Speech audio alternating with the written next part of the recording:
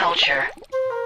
There's something about Liverpool that's just a bit different. There's a sense of pride and community here that you will not find anywhere else in the United Kingdom. Over the past 10 years, the place has changed miraculously. The development of Liverpool 1 and the surrounding area has made the city centre of today unrecognisable from the city centre of yesteryear. Liverpool has developed into a cultural metropolis, chock-a-block with people from many different backgrounds, religions and races. However, we all have one thing in common: we are Scousers. Of course, that's not to say that being a Scouser is always the best thing in the world. One trip on a Merseyrail train is enough to prove that. So to celebrate our sister promotion What Culture Pro Wrestling coming to Liverpool for Kirby Mania on January the 5th, here's our list of the 20 problems only real Scousers will understand. Number 20, explaining that it's home and bargain, not home bargains. It doesn't matter what it says above the shop, from now until the end of time, home bargains will always be referred to as home and bargain. In case you didn't know why, it's because the original store, situated in Old Swan, was indeed called Home and Bargain. Number 19, having the red or blue conversation with every taxi driver. The horrifying idea of having to make idle chit-chat with your taxi driver is a nationwide problem. However, it's only in Liverpool where the question, "Are you a red or a blue?" is asked within around a minute of your journey beginning. It doesn't matter what your answer is, your driver will proceed to tell you stories of a mischievous youth spent bunking into either the Gladys Street end or the cop.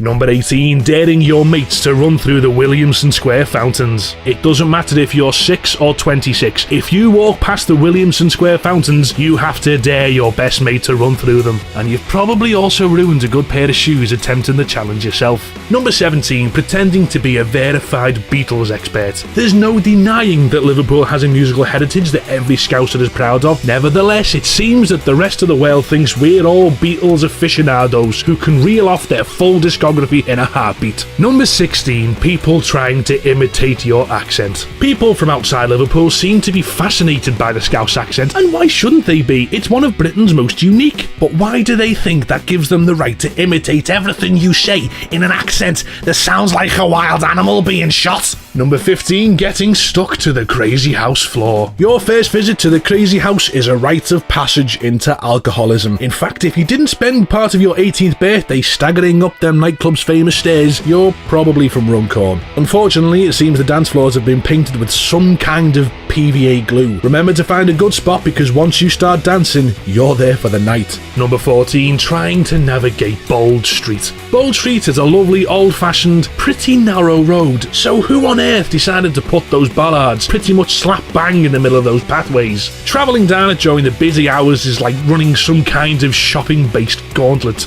Number 13, having to point out bad wool behaviour. Your long-haired hunk of a date has turned up to your Christmas do wearing a plastic hairband. Must be a bad wool. Your cousins come to a five-a-side wearing pink footy boots. Bad wool. Number 12, judging people on the state of their trabs. Shoes, wheels, trabs, call them whatever you want. It's of the utmost importance, however, that they are absolutely spotless and that they are no more than 6 months old. Number 11, living in the aftermath of Harry Enfield's The Scousers sketch. Being outside of the city limits is horrifying. You know you're just one wrong turn away from someone shouting,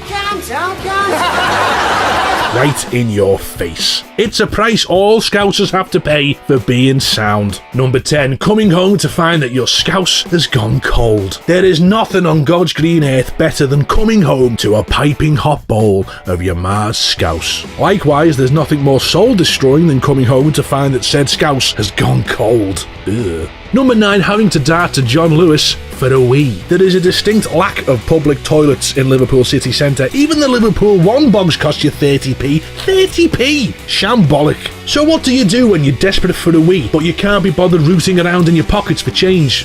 Well, you go to John Lewis, of course. Clean toilets, plentiful paper supplies, and, unlike Wetherspoons or McDonald's, no one knows that you've just come in for a wee. Number 8, fist pumping in the Raz at 5 in the morning. Nights out don't start in the Raz. You can't just stroll into town and go for a quick one in the Raz. It has to be earned. The Raz is the pinnacle of a night out, a place where only the strongest and the drunkest can bask in their glow of their triumph, while failures are outside waiting for taxis. Number 7, having to trek to Nabsy's Takeaway because they make the best chips. There's only one place to go after your mates have dragged you kicking and screaming out of the Raz, and that is straight to Nabsy's takeaway, even if the walk does feel like miles. KFC and Nando's have nothing on this slice of chicken heaven. Number 6, Merseyrail. You get an overwhelming feeling of relief when your Merseyrail train actually arrives on time, a feeling which is soon crushed when you remember that you're about to get crushed against a train door by hundreds of people.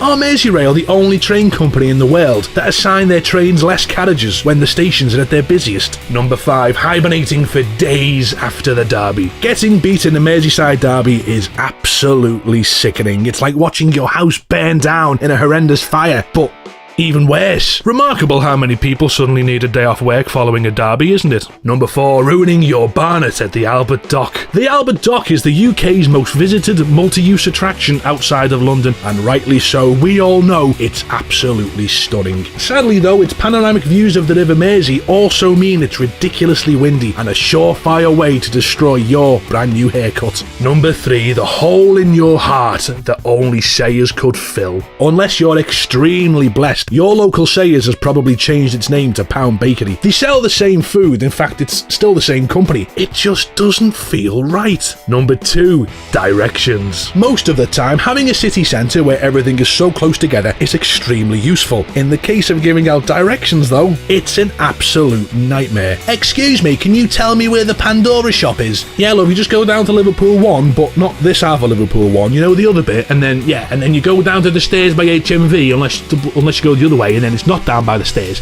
and you know what, I'll just walk you there. Finally, number 1, living in such a beautiful place. There's no question the worst thing about being a Scouser is realising how bad everywhere else is compared to Liverpool. 2 cathedrals, multiple World Heritage sites, 2 Premier League football clubs, numerous museums and art galleries, 3 major universities, and, above all else, the friendliest people you'll ever meet. Are you a true Scouser? Let us know if we missed anything in the comments.